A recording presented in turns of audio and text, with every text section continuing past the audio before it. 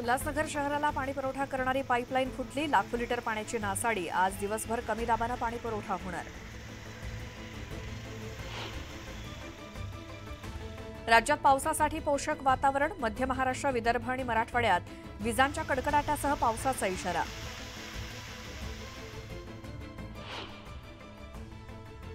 कांद्याबाबत सरकारची धरसोड भूमिका, जुलै महिन्यात 67,000 मेट्रिक टन कांद्याची निर्यात घटली।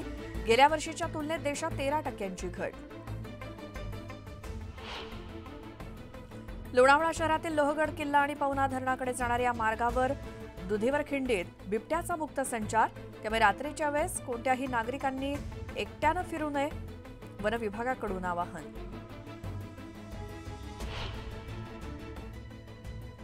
पालघरमध्ये भूकंपाचे धक्के, 3.9 रिश्टर स्केलचा भूकंपाचा धक्का। चारोटी, कासा, गंजाडमधील नागरिकांमध्ये भीतीचं वातावरण। पश्चिम रेल्वे मार्गावर दुरुस्तीच्या कामासाठी रविवारी सकाळी 10 ते दुपारी 3 वाजेपर्यंत ब्लॉक। सांताक्रूज गोरेगाव दरम्यान अप आणि डाऊन फास्ट लाईनवर 5 तासांचा जम्बो ब्लॉक। पुण्याच्या वन उद्यानातील खाणीमध्ये पोहायला गेलेल्या 13 वर्षीय शाळकरी मुलाचा मृत्यू, परिसरात हळहळ व्यक्त।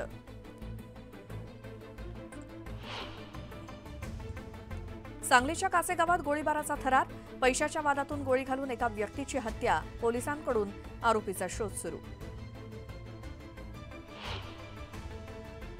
शिवसेना पदाधिकाऱ्याला काँग्रेस कार्यालयात ध्वजारोहण करणं भोवलं, पक्षाकडून 6 वर्षांसाठी निलंबन।